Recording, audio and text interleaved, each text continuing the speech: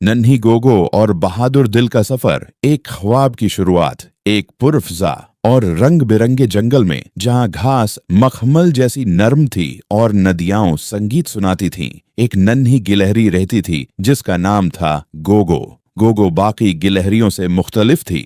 जहां बाकी सब सिर्फ मूंगफलियां जमा करने में मग्न रहते, गोगो हमेशा जंगल के सबसे ऊंचे पहाड़, सुनहरी चोटी को तकती रहती। उस चोटी के बारे में मशहूर था कि जो वहां पहुंचता है वो बादलों को छू सकता है। गोगो ने ठान ली थी कि वो एक दिन वहां जरूर जाएगी। जब गोगो ने अपना इरादा जंगल के बड़े जानवरों को बताया तो सब हंसने लगे, मानो बंदर ने दरखत की टहनी से लटकते हुए कहा, गोगो, तुम इतनी छोटी हो कि एक तेज हवा का झोंका तुम्हें उड़ ले जाएगा। हत्ता कि भोलू हाथी ने भी नसीहत की, नन्ही दोस्त, वहां रास्ते पथरीले हैं और ठंड बहुत है, तुम यहाँ जंगल की जमीन पर ही खुश रहो। मगर गोगो ने अपने दिल की बात सुनी और एक सुबह खामोशी से अपने सफर पर निकल पड़ी। गोगो का सामना एक पुरशोर दरिया से हुआ। पानी इतनी तेजी से बह रहा था कि गोगो डर गई।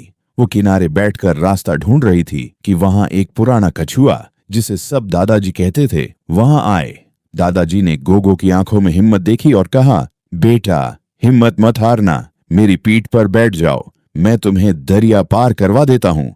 गोगो ने शुक्रिया अदा किया और दरिया पार कर लिया। दादाजी ने जाते जाते कहा, याद रखना गोगो, मंजिल उन्हीं को मिलती है जो हर कदम सोच समझकर उठाते हैं। अंधेरा और डर चढ़ते चढ़ते रात हो गई।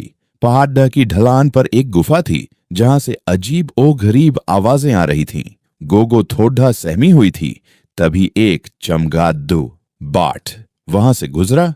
गोगो ने हिम्मत करके उससे रास्ता पूछा। चमगादड़ ने उसकी बहादुरी देखकर उसे रास्ता भी दिखाया और रात भर उसकी हिफाजत भी की। गोगो ने समझा कि जब नीयत साफ हो तो रास्ते में मदद करने वाले मिल ही जाते हैं।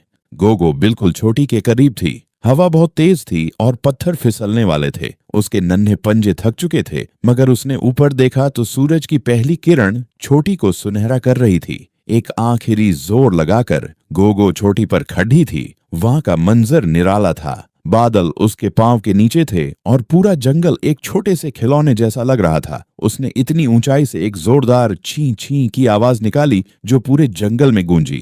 जब गोगो वापस जंगल पहुंची तो तमाम जानवर उसके गिर्द जमा हो गए, मानो बंदर और भोलू हाथी हैरत से उसे देख रहे थे। गोगो ने मुस्कुराते हुए कहा, दोस्तों, मैं इसलिए वहां नहीं पहुंची क्योंकि मैं ताकतवर थी, बल्कि इसलिए पहुंची क्योंकि मैंने कभी ये नहीं माना कि मैं कमजोर हूं। उस दिन के बाद से जंगल के तमाम जानवरों ने सीखा कि कोई भी ख्वाब इतना बड़ा नहीं होता कि उसे पूरा न किया जा सके।